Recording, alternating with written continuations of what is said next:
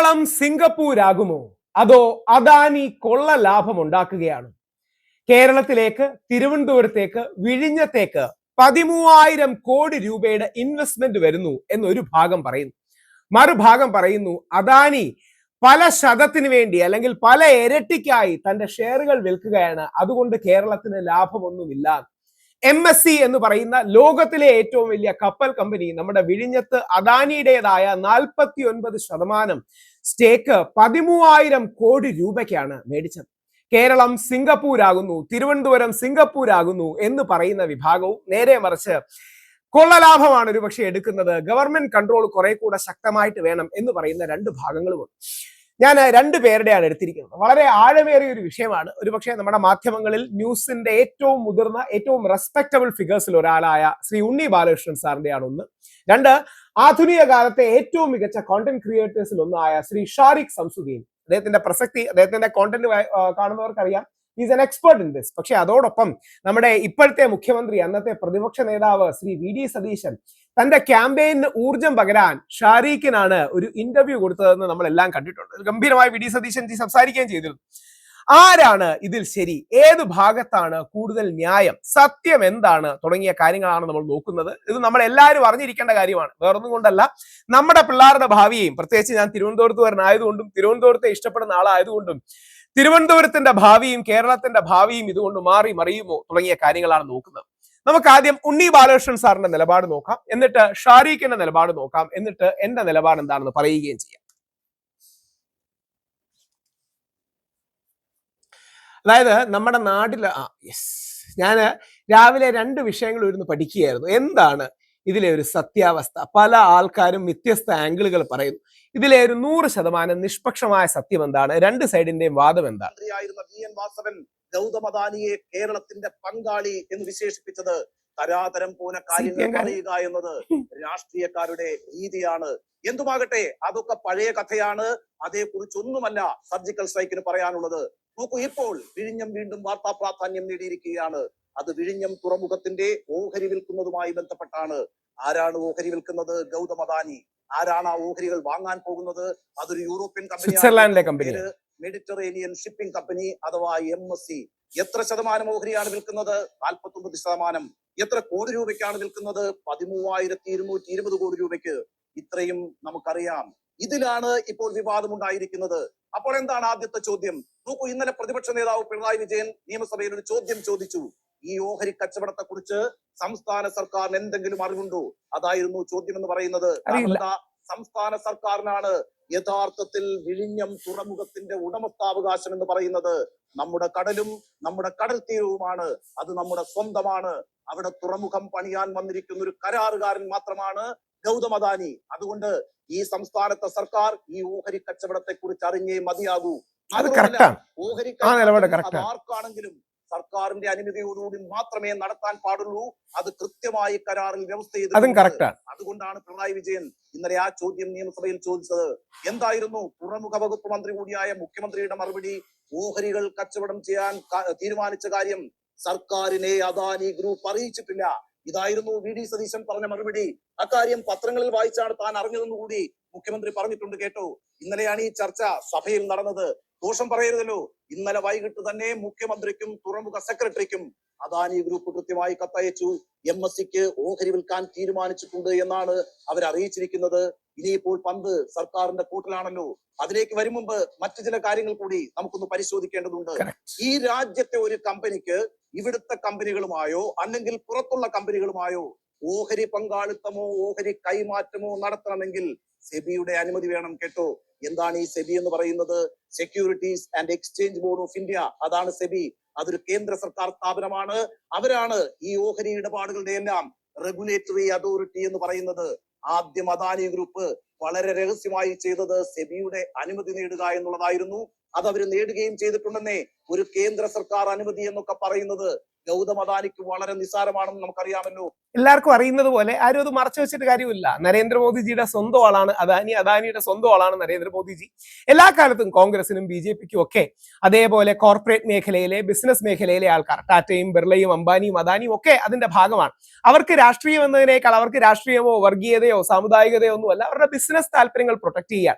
അപ്പോൾ പലപ്പോഴും ബിസിനസ്സുകാരും പൊളിറ്റീഷ്യൻസുമുള്ള ഒരു ബന്ധം അതാണ്. ബിസിനസ്സുകാർ പലപ്പോഴും പൊളിറ്റീഷ്യൻസിനെ സപ്പോർട്ട് ചെയ്യും, പൊളിറ്റീഷ്യൻസ് തിരിച്ച് അവർക്ക് പ്രോജക്റ്റും കാര്യങ്ങളും കൊടുക്കും. അതുകൊണ്ട് അദാനിക്ക് ഏതെങ്കിലും രീതിയിലുള്ള ഒരു അനുമതി കിട്ടണമെങ്കിൽ ഒരു കാര്യമില്ല. എന്തിന് അമേരിക്കയിൽ അദാനിക്കെതിരെ കേസ് മാറ്റാൻ പോലും ഇന്ത്യയുടെ ഗവൺമെന്റ്, BJP ഗവൺമെന്റ് സ്വാധീനം ചെലുത്തിയുന്ന വാർത്തകളൊന്നും അതിൽ തെറ്റുമില്ല. നമ്മുടെ ബിസിനസ്സുകാരെ നമ്മൾ സപ്പോർട്ട് ചെയ്യില്ലെങ്കിൽ ആര് സപ്പോർട്ട് ചെയ്യും?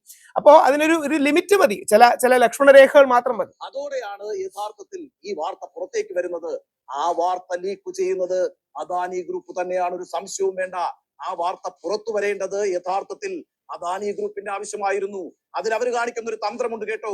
അത് ശരിക്കും ഒരു ടെസ്റ്റ് ഡോസ് ആയിരുന്നേ. ആരൊക്കെ എങ്ങനെയൊക്കെ പ്രതികരിക്കും അതറിയാനുള്ള ഒരു തന്ത്രമായിരുന്നു അത്. ഏതായാലും ആ തന്ത്രം വിജയിച്ചു. മാധ്യമങ്ങൾ ബ്രേക്കിംഗ് ന്യൂസ് ആയി വാർത്ത കൊടുത്തു. പത്രങ്ങൾ ഫ്രണ്ട് പേജിൽ തലക്കെട്ടായി തന്നെ വാർത്ത ക്യാരി ചെയ്തു. പ്രതീക്ഷിച്ചതുപോലെ പ്രതികരണങ്ങൾ ഒന്നൊന്നായി പുറത്തേക്ക് വന്നു. ചിലർ ഇതാ വലിയൊരു വികസനം വരാൻ പോകുന്നു എന്ന് മുറവിളി കൂട്ടി. ചിലർ ഇത് സംസ്ഥാനത്തിന്റെ താല്പര്യത്തിനെതിരാണ് എന്ന് പ്രതിഷേധിച്ചു. അവസാനം നിയമസഭയിൽ അത് ചർച്ചയായി. അതിന് ഇന്നലെ മുഖ്യമന്ത്രി മറുപടി പറഞ്ഞിട്ടുണ്ട്. തൊട്ടു പിന്നാലെ അദാനി ഗ്രൂപ്പ് സർക്കാരിന് കത്തും അയച്ചിട്ടുണ്ട്. ഏതായാലും സ്ഥിതിഗതികൾ ഏറെക്കുറെ ശാന്തമായിരിക്കുകയാണ് എന്ന് വേണം കരുതാൻ. പക്ഷേ നമുക്കത് അങ്ങനെ വിട്ടുകളയാൻ കഴിയില്ലല്ലോ. അതിൽ ഉള്ളടങ്ങിയിരിക്കുന്ന ചില കളികളുണ്ട് കേട്ടോ. അതേക്കുറിച്ചാണ് സർജിക്കൽ സ്ട്രൈക്ക് നിങ്ങളോട് പറയാൻ പോകുന്നത്. പ്രിയപ്പെട്ട പ്രേക്ഷകരെ, ഇനി നടക്കാനിരിക്കുന്നത് അദാനി ഗ്രൂപ്പ് അയച്ച കത്തിന്റെ ഫർദർ പ്രൊസീഡിങ്സ്. അതാണ്, തുടർ നടപടികളാണ് നടക്കാനിരിക്കുന്നത്. എന്തായിരിക്കും ആ തുടർ നടപടികൾ? നമുക്കതൊന്ന് പരിശോധിക്കാം. നോക്കൂ, കത്ത് പരിശോധിക്കാൻ പോകുന്നത് ഒരു എംപവേർഡ് കമ്മിറ്റിയാണ്. ആരൊക്കെയാണ് ഈ കമ്മിറ്റിയിലെ അംഗങ്ങൾ? ചീഫ് സെക്രട്ടറിയാണ് കമ്മിറ്റിയുടെ അധ്യക്ഷൻ. സർക്കാരും വിഴിഞ്ഞം പോർട്ടുമായി നടത്തുന്ന എല്ലാ ഇടപാടുകൾക്കും ഒരു ഇന്റർമീഡിയറി വിഭാഗമുണ്ട് കേട്ടോ. അതിനെ വിസിൽ എന്നാണ് വിളിക്കുക. അതിന്റെ മാനേജിംഗ് ഡയറക്ടർ, അദ്ദേഹം സർക്കാർ നിയമിക്കുന്ന ഒരു ഉദ്യോഗസ്ഥനാണ്. അദ്ദേഹമാണ് ഈ കമ്മിറ്റിയുടെ കൺവീനർ എന്ന് പറയുന്നത്. ഇനിയിപ്പോൾ ഈ കമ്മിറ്റിയിൽ 3 അംഗങ്ങൾ കൂടിയുണ്ട്. ഒന്നാമത്തെ ആൾ തുറമുഖ വകുപ്പ് സെക്രട്ടറി, രണ്ടാമത്തെ ആൾ ധനവകുപ്പ് സെക്രട്ടറി, മൂന്നാമത്തെ ആൾ നിയമവകുപ്പ് സെക്രട്ടറി. ഇവരാണ് മറ്റംഗങ്ങൾ എന്ന് പറയുന്നത്. ഈ 3 വകുപ്പുകളും, അതായത് തുറമുഖം, ധനം, നിയമം, ഈ വകുപ്പുകൾ ആരാണ് ഭരിക്കുന്നത്? ഈ വകുപ്പുകൾ ആരുടെ കയ്യിലാണ്? മുഖ്യമന്ത്രി VD സതീശന്റെ കയ്യിലാണെന്നേ. അതിലൊരു നിഗൂഢതയും നമ്മൾ ആരോപിക്കുകയല്ല കേട്ടോ. അദ്ദേഹം തന്നെ അദ്ദേഹത്തിനായി കണ്ടെത്തിയ വകുപ്പുകളാണിത്. പക്ഷെ പ്രശ്നം എന്താണ്? ധനവകുപ്പിലായാലും തുറമുഖ വകുപ്പിലായാലും നിയമവകുപ്പിലായാലും ഫയലിൽ ഒപ്പുവെക്കുന്ന ഒറ്റയാൾ തന്നെയാണ്. അത് VD സതീശനായിരിക്കും. അതാണ് പ്രശ്നം. ആദ്യം തുറമുഖ സെക്രട്ടറി ഫയൽ പരിശോധിക്കും, എന്നിട്ട് തുറമുഖ മന്ത്രിക്ക് സമർപ്പിക്കും. അത് VD സതീശനാണല്ലോ. ഇനി തുറമുഖ മന്ത്രി ആയ VD സതീശൻ അത് ധനമന്ത്രിയായ VD സതീശന് തന്നെ അയക്കും. അത് സതീശൻ തന്നെ പരിശോധിക്കും. എന്നിട്ട് ധനമന്ത്രിയായ സതീശൻ ഇത് നിയമമന്ത്രിയായ സതീശന് തന്നെ അയക്കും. അതും അദ്ദേഹം തന്നെ പരിശോധിക്കും. എന്നിട്ട് ഈ അഭിപ്രായങ്ങളെല്ലാം കൂടി കൂട്ടിച്ചേർത്ത് ഒടുവിൽ മുഖ്യമന്ത്രിക്ക് സമർപ്പിക്കും. അതിൽ അന്തിമ തീരുമാനം മുഖ്യമന്ത്രി സതീശൻ തന്നെ എടുക്കും. ഇതാണെന്നേ നടക്കാനിരിക്കുന്നത്. ഇനിയിപ്പം ഉദ്യോഗസ്ഥ തലത്തിൽ ഈ കാര്യം ആരാണ് ആദ്യം പരിശോധിക്കാൻ പോകുന്നത്? സ്വാഭാവികമായും അത് തുറമുഖ സെക്രട്ടറി ആയിരിക്കുമല്ലോ. വിഴിഞ്ഞം അദ്ദേഹത്തിന്റെ വകുപ്പാണല്ലോ. ആരാണ് തുറമുഖത്തിന്റെ ഇപ്പോഴത്തെ സെക്രട്ടറി എന്ന് പറയുന്നത്? രത്തൻ യു ഖേൽക്കർ ആണ് ഈ തുറമുഖ സെക്രട്ടറി എന്ന് പറയുന്നത്. അത്ഭുതകരമെന്ന് പറയട്ടെ, അദ്ദേഹം തന്നെയാണ് കേട്ടു മുഖ്യമന്ത്രിയുടെ പ്രിൻസിപ്പൽ സെക്രട്ടറിയും. ചുരുക്കത്തിൽ ഞാനും അപ്പനും സുഭദ്രയും എന്നൊരു പരിപാടിയാണ് ഇനിയിപ്പോൾ നടക്കാൻ പോകുന്നത്. ഇതൊരു വലിയ ഗൂഢാലോചനയാണ് എന്നൊന്നും സർജിക്കൽ സ്ട്രൈക്ക് പറയുന്നില്ല. പക്ഷേ CPM-ന്, അതായത് മുഖ്യ പ്രതിപക്ഷ പാർട്ടിക്ക് ആ സംശയമുണ്ടെന്നേ. ഇന്ന് CPM സംസ്ഥാന സെക്രട്ടറി MV ഗോവിന്ദൻ എന്താണ് പറഞ്ഞത്? അദാനിയും സതീശനും തമ്മിലുള്ള ഡീലാണ് നടക്കുന്നത് എന്നാണ്. നിയമസഭാ തെരഞ്ഞെടുപ്പ് കഴിഞ്ഞ് വോട്ടെണ്ണുന്നതിന് 2 ദിവസം മുമ്പ് VD സതീശൻ ഒരു ചാർട്ടേഡ് ഫ്ലൈറ്റിൽ മംഗലാപുരത്തേക്ക് ഒരു യാത്ര പോയിരുന്നു. അന്ന് മംഗലാപുരത്ത് വെച്ച് അദാനി ഗ്രൂപ്പിന്റെ പ്രസിഡന്റ് ആയിട്ടുള്ള കിഷോർ അൽവയുമായി കൂടിക്കാഴ്ചയും നടത്തിയിരുന്നു. അതിന്റെ ദൃശ്യങ്ങളെല്ലാം പുറത്തു വന്നിട്ടുണ്ട്. അതൊക്കെ യാദൃച്ഛികമാണെന്നായിരുന്നു അന്ന് കോൺഗ്രസ് നൽകിയ വിശദീകരണം. പക്ഷെ അത് സംശയകരമാണ് എന്നാണ് അന്ന് പ്രതിപക്ഷം ആരോപിച്ചത്. അതിന് പിന്നാലെയാണെന്നേ തുറമുഖ വകുപ്പ് സതീശൻ തന്നെ കൈകാര്യം ചെയ്യാൻ തീരുമാനിച്ചത്. അപ്പോഴും അതേ സംശയം തന്നെയാണ് പ്രതിപക്ഷം ആവർത്തിച്ചത്. പോരാത്തതിന് ധനമന്ത്രി കൂടിയായ VD സതീശൻ ആദ്യമായി അവതരിപ്പിച്ച ബജറ്റിലെ ഏറ്റവും വലിയ പ്രഖ്യാപനം എന്തായിരുന്നു? സമുദ്ര മിഷനാണ്. കേരളത്തിന്റെ വികസനത്തിന് സമുദ്രമേഖലയുടെ പങ്ക് അനിവാര്യമാണ് എന്ന കാര്യത്തിൽ ആർക്കും ഒരു തർക്കവുമില്ല കേട്ടു. നോക്കൂ, നമ്മുടെ സംസ്ഥാനത്തിന്റെ നൂറ്റാണ്ടുകളായുള്ള വരുമാനം എന്ന് പറയുന്നത് സമുദ്രങ്ങൾ വഴി നടത്തിയിട്ടുള്ള വാണിജ്യങ്ങളിൽ നിന്ന് കിട്ടിയത് തന്നെയാണ്.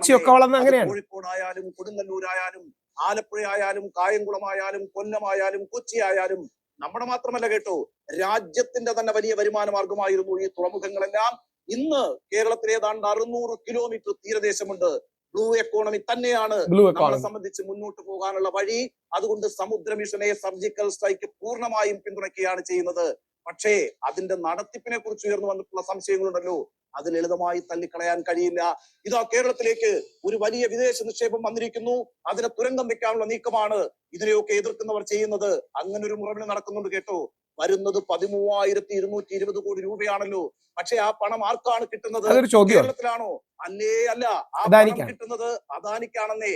അദാനി 3,000 കോടി രൂപ ഇതുവരെ ചെലവിട്ടിട്ടുണ്ട്. എന്നിട്ട് 49% ഓഹരി MSCക്ക് വിറ്റിട്ടുണ്ട്. അതുവഴി 13,220 കോടി രൂപ, 10,000 കോടി ലാഭം. ഇതിൽ നിന്നൊരു പൈസ പോലും കേരളത്തിന് കിട്ടില്ല കേട്ടോ. പക്ഷേ പാവം ദേശാഭിമാനിക്ക് പോലും തെറ്റുപറ്റി എന്നതാണ് വസ്തുത. LDF സർക്കാരിന്റെ ദീർഘവീക്ഷണത്തിന്റെ വിജയമാണ് ഇപ്പോൾ വന്നിരിക്കുന്ന വിദേശ നിക്ഷേപം എന്നാണല്ലോ ഇന്നലെ ഫ്രണ്ട് പേജിൽ തന്നെ ദേശാഭിമാനി എഴുതിയത്. കഴിഞ്ഞ പിണറായി സർക്കാർ നടത്തിയ വിഴിഞ്ഞം കോൺക്ലേവിൽ MSC കമ്പനി പങ്കെടുത്തിരുന്നു എന്നുകൂടി ദേശാഭിമാനി അഭിമാനത്തോടെ അവകാശപ്പെട്ടിട്ടുണ്ട്. ഏതായാലും പറ്റിപ്പോയ അബദ്ധം തിരുത്താനുള്ള തത്രപ്പാടിലാണ് ഇപ്പോൾ പാർട്ടിയുടെ മുഖപത്രം. വിഴിഞ്ഞം ഓഹരി കൈമാറ്റത്തിൽ ആശങ്ക എന്നാണ് ദേശാഭിമാനിയുടെ ഇന്നത്തെ തലക്കെട്ട്. എന്തുമാകട്ടെ പ്രിയപ്പെട്ട പ്രേക്ഷകരെ, വിഴിഞ്ഞം തുറമുഖവുമായി ബന്ധപ്പെട്ടുള്ള നടപടിക്രമങ്ങളിൽ ഒരു പിഴവും സംഭവിച്ചിട്ടില്ല എന്ന് തന്നെയാണ് സർജിക്കൽ സ്ട്രൈക്കിന്റെ നിരീക്ഷണം. സർക്കാരിന്റെ മുൻകൂർ അനുമതിയില്ലാതെ എങ്ങനെയാണ് ഓഹരി വിറ്റത്? അത് കരാറിന്റെ ലംഘനമാണ് എന്നാണ് പ്രതിപക്ഷ നേതാവ് പിണറായി വിജയൻ ഇന്ന് വാർത്താ സമ്മേളനം നടത്തി പറഞ്ഞിരിക്കുന്നത്. ഇതിൽ വ്യക്തത വേണം എന്നുകൂടി അദ്ദേഹം ആവശ്യപ്പെട്ടിട്ടുണ്ട്. എന്താണ് ശരിക്കും ഇതിന്റെ നടപടിക്രമം എന്ന് പറയുന്നത്? നമുക്കതൊന്ന് പരിശോധിക്കാം. ആദ്യം ഓഹരി വാങ്ങിക്കാൻ താല്പര്യമുള്ള കമ്പനിയുമായി അദാനി ഗ്രൂപ്പ് ഒരു ധാരണാപത്രത്തിൽ ഒപ്പുവെക്കണം. അതാണ് അദാനി ആദ്യം ചെയ്യേണ്ടത്. അതാണ് അദ്ദേഹം ആദ്യം തന്നെ ചെയ്തിരിക്കുന്നത്. MSC കമ്പനിയുമായി കരാറിൽ ഒപ്പുവെച്ചു. ഇനി അനുമതിയെല്ലാം വാങ്ങിച്ചെല്ലുമ്പോൾ ഓഹരി വാങ്ങിക്കാൻ ആളില്ലാത്ത അവസ്ഥ വരരുത്. അതിനുവേണ്ടിയാണെന്നേ ഈ MOU ആദ്യം തന്നെ സൈൻ ചെയ്യുന്നത്. അത് കഴിഞ്ഞ് സെബിയുടെ അനുമതി വാങ്ങണം. അതും അദാനി ചെയ്തു. അത് കഴിഞ്ഞാൽ പിന്നെ എത്ര ശതമാനം ഓഹരിയാണ് കൈമാറ്റം ചെയ്തത് അത് സംബന്ധിച്ച ഡാറ്റ പൊതുസമൂഹത്തെ അറിയിക്കണം, പബ്ലിഷ് ചെയ്യണം. അതാണ് യഥാർത്ഥത്തിൽ വാർത്ത ലീക്ക് ചെയ്തുകൊണ്ട് കേരളത്തിലെ എല്ലാ മാധ്യമങ്ങളെയും നന്നായി ഉപയോഗിച്ച് കഴിഞ്ഞ ദിവസം അദാനി ചെയ്തിരിക്കുന്നത്. 4ാമത്തെ സ്റ്റേജ് മാത്രമാണ് കേട്ടോ സംസ്ഥാന സർക്കാരിന്റെ അനുമതി എന്ന് പറയുന്നത്. അതിനാണ് ഇന്നലെ ഒരു കത്ത് സർക്കാരിന് മുമ്പിൽ അവർ സമർപ്പിച്ചിരിക്കുന്നത്. ഇതാണെന്നേ നടപടി. അത് കൃത്യമായി അദാനി ഗ്രൂപ്പ് ഫോളോ ചെയ്തിട്ടുണ്ട്. ഇനിയിപ്പോൾ ഓഹരി സംബന്ധിച്ചാണല്ലോ, അതിന്റെ ശതമാനം സംബന്ധിച്ചാണല്ലോ തർക്കം എന്ന് പറയുന്നത്. 2015 ഉണ്ടാക്കിയ കരാർ പ്രകാരം നിർമ്മാണ ഘട്ടത്തിൽ 25% വരെ ഓഹരി അദാനിക്ക് ആർക്കു വേണമെങ്കിലും വിൽക്കാം. പദ്ധതി മുന്നോട്ട് കൊണ്ടുപോകുന്നതിന് മറ്റു പാർട്ണർമാരെ ആവശ്യമായി വന്നാൽ അതിനെ ഫെസിലിറ്റേറ്റ് ചെയ്യുന്നതിന് വേണ്ടിയിട്ടാണ് യഥാർത്ഥത്തിൽ ഇങ്ങനെ ഒരു ഉപാധി കരാറിൽ വെച്ചിരിക്കുന്നത്. അദാനിയുടെ കയ്യിൽ പണമില്ലാതെ വന്നാൽ പദ്ധതി മുടങ്ങരുത്, അതിനുള്ളൊരു മുൻകരുതലാണെന്ന് ഇത്. ഇനിയിപ്പോൾ പദ്ധതി പൂർത്തിയായി 1 വർഷം കഴിഞ്ഞാൽ 74% വരെ ഓഹരി അദാനിക്ക് ആർക്കും വേണമെങ്കിലും വിൽക്കാം. അതും കരാറിൽ വ്യവസ്ഥ ചെയ്തിട്ടുണ്ട് കേട്ടു. നോക്കൂ, കഴിഞ്ഞ ദിവസമാണല്ലോ വിഴിഞ്ഞത്ത് 1000ാമത്തെ കപ്പൽ വന്നത്. നമ്മളെല്ലാം ആഘോഷിച്ചു കഴിഞ്ഞതാണല്ലോ. അപ്പോൾ പോർട്ട് ഇപ്പോൾ ഓപ്പറേഷനിലാണ് എന്ന കാര്യത്തിൽ ഒരു സംശയവും വേണ്ട. 106 കോടിയോളം ടാക്സ് കിട്ടിയിട്ടുണ്ട്. 49% ഓഹരി വിൽക്കുന്നതിൽ ഒരു തടസ്സവുമില്ലെന്നേ. ഇതാണ് ഇപ്പോൾ സംഭവിച്ചിരിക്കുന്നത്. സർജിക്കൽ സ്ട്രൈക്ക് ഉന്നയിക്കുന്നത് മറ്റൊരു രാഷ്ട്രീയ പ്രശ്നമാണ് കേട്ടോ. അതായത് ഇത്തരം കാര്യങ്ങളിലെല്ലാം തീരുമാനമെടുക്കുന്നത് മന്ത്രിസഭയിൽ ഒരാൾ മാത്രമായിരിക്കുന്നു എന്നതാണ് പ്രശ്നം. അത് വിഴിഞ്ഞത്തിന്റെ കാര്യത്തിൽ മാത്രം സാങ്കേതികമായി അങ്ങനെ സംഭവിച്ചു പോയി എന്നതാണെന്നൊന്നും നമുക്ക് കരുതാൻ കഴിയില്ല. നോക്കൂ, സർക്കാരിന്റെ ഏതു വകുപ്പ് പ്രവർത്തിക്കണമെങ്കിലും ധനവകുപ്പിന്റെ പിന്തുണ വേണം, പണം വേണമല്ലോ. അതില്ലാതെ ഒരു പദ്ധതിയും മുന്നോട്ട് പോകില്ലല്ലോ. അത് കഴിഞ്ഞാൽ പിന്നെ നിയമവകുപ്പിന്റെ ക്ലിയറൻസ് വേണം. ശരിയാണെന്നേ, നേരത്തെ UDF മന്ത്രിസഭയിൽ KM മാണിയാണ് ഈ 2 വകുപ്പുകളും കൈകാര്യം ചെയ്തിട്ടുള്ളത്, ഒരേ സമയം കൈകാര്യം ചെയ്തിട്ടുള്ളത്. എന്നാൽ അതിനു മീതെ ഒരു മുഖ്യമന്ത്രി ഉണ്ടായിരുന്നു എന്ന കാര്യം മറക്കരുത്. ഇവിടെ ഇപ്പോൾ മുഖ്യമന്ത്രി തന്നെയാണ് ധനമന്ത്രി, അദ്ദേഹം തന്നെയാണ് നിയമമന്ത്രി. അത് സതീശന്റെ ബുദ്ധിപരമായൊരു നീക്കമായിരുന്നു എന്ന കാര്യത്തിൽ ഒരു തർക്കവും വേണ്ട കേട്ടോ. ആ നീക്കത്തോടെ സത്യത്തിൽ എല്ലാ വകുപ്പുകളും മുഖ്യമന്ത്രിയുടെ നിയന്ത്രണത്തിലായിരിക്കുകയാണ് എന്നതാണ് വസ്തുത. നോക്കൂ, നേരത്തെ പിണറായി വിജയനെ കുറിച്ചുള്ള ആക്ഷേപം എന്ന് പറയുന്നത് എല്ലാം തീരുമാനിക്കുന്നത് പിണറായി വിജയനാണ്, ഏക ഛത്രാധിപതിയാണ് അദ്ദേഹം എന്നായിരുന്നല്ലോ പിണറായി വിജയനെ കുറിച്ച് പറഞ്ഞുകൊണ്ടിരുന്നത്. ഏതാണ്ട് അതേ കാര്യം തന്നെയാണ് ജനാധിപത്യപരം എന്ന് തോന്നിപ്പിക്കുന്ന വിധത്തിൽ VD സതീശൻ ഇപ്പോൾ ചെയ്തിരിക്കുന്നത്. നോക്കൂ, അതാണ് സംഭവിച്ചുകൊണ്ടിരിക്കുന്നത്. ഇപ്പോഴല്ല, വരും നാളുകളിലാണ് കോൺഗ്രസും UDF-ഉം അത് തിരിച്ചറിയാൻ പോകുന്നത്. അതിന്റെ തുടക്കമാണ് ഇപ്പോൾ വിഴിഞ്ഞത്ത് സംഭവിച്ചിരിക്കുന്നത്. അതാണ് ഈ വിഷയത്തിന്റെ രാഷ്ട്രീയ പ്രാധാന്യം എന്ന് പറയുന്നത്. ആ നിരീക്ഷണം പറഞ്ഞുകൊണ്ട് സർജിക്കൽ സ്ട്രൈക്കിന്റെ ഈ എപ്പിസോഡ് സമാപിക്കുകയാണ്. Thank you for. വളരെ ഡീറ്റെയിൽ ആയിട്ട് തന്നെ അദ്ദേഹം ആ അദാനിയുടെ ഇഷ്യൂ എടുക്കുകയുണ്ടായി. നമുക്കിനിയും ഷാരിഖ് സംസുദ്ദീന്റെ നിലപാട് എന്താണ് അതും അറിഞ്ഞിരിക്കേണ്ട ഒരു കാര്യമാണ്. കാര്യം ഷാരിഖിന്റെ കൂടെ ഞാൻ എടുക്കാം. അദ്ദേഹം ബിസിനസ് അടക്കമുള്ള കാര്യങ്ങൾ, ഓൺട്രപ്രണർഷിപ്പ് അടക്കമുള്ള കാര്യങ്ങളിൽ ഏറ്റവും കൂടുതൽ പ്രാധാന്യം കൊടുക്കുന്ന ഒരു വ്യക്തിയാണ്. പോർട്ട് എക്കോണമി സ്വപ്നത്തിന് ഇതാ വളരെ വലിയൊരു ബൂസ്റ്റ് കിട്ടിയിരിക്കുന്നു. വേൾഡിലെ ഏറ്റവും വലിയ ഷിപ്പിംഗ് കമ്പനിയായ MSC വിഴിഞ്ഞം പോർട്ടിലേക്ക് 13,000 കോടി രൂപ ഇൻവെസ്റ്റ് ചെയ്യാൻ പോകുന്നു. അദാനിയുടെ 49% ഷെയർ അവർ വാങ്ങുന്നു. ഒരു ഇന്ത്യൻ പോർട്ടിൽ വരുന്ന ഏറ്റവും വലിയ ഫോറിൻ ഇൻവെസ്റ്റ്മെന്റ് ആണിത്. ഈ MSC എത്ര വലുതാണെന്ന് അറിയോ? ലോകത്തെ 5 കണ്ടെയ്നറുകൾ എടുത്താൽ അതിൽ ഒന്ന് മൂവ് ചെയ്ത് വിഴിഞ്ഞം പോർട്ടിന്റെ ബിഗ്ഗസ്റ്റ് കസ്റ്റമറായ അവർ ഇപ്പോൾ പോർട്ടിന്റെ പകുതി വാങ്ങുകയാണ്. അങ്ങനെ അവരുടെ കൂടുതൽ ഷിപ്സും കാർഗോയും ഇവിടെ വരുമെന്ന് ഉറപ്പായി. ലോജിസ്റ്റിക്സ് പാർക്സ്, വെയർഹൌസിംഗ്, ഇൻഡസ്ട്രീസ്, ആയിരക്കണക്കിന് ജോബ്സ്, കേരളത്തിന്റെ എക്കണോമിയെ മാറ്റിമറിക്കുന്ന വലിയൊരു ബെറ്റായിരുന്നു വിഴിഞ്ഞം ഓൾറെഡി. ഈ ഇൻവെസ്റ്റ്മെന്റോട് കൂടി ആ സ്വപ്നം കൂടുതൽ വലുതാകും, കൂടുതൽ വേഗത്തിൽ നടക്കും. പക്ഷെ എല്ലാവരും മിസ് ചെയ്യുന്ന മെയിൻ പോയിന്റ് ഇതാണ്. ആഫ്റ്റർ ഓൾ ഇത് കേരളത്തിന്റെ പോർട്ടാണ്. അതായത് 40 വർഷത്തേക്ക് ഓപ്പറേറ്റ് ചെയ്യാനുള്ള അവകാശം മാത്രമേ ഉള്ളൂ. 16ാമത്തെ വർഷം മുതൽ റവന്യൂവിന്റെ 40% വരെ കേരളത്തിന് കിട്ടും. അവസാനം പോർട്ട് മുഴുവനായി കേരളത്തിന് സ്വന്തമാകും. അതായത് വേൾഡിലെ നമ്പർ 1 ഷിപ്പിംഗ് കമ്പനി ഇപ്പോൾ വളർത്താൻ പോകുന്നത് കേരളം ഓൺ ചെയ്യുന്ന ഒരു അസറ്റ് ആണ്. ഇതൊക്കെ ആണെങ്കിലും ഒരു ക്യാച്ച് ഉണ്ട്.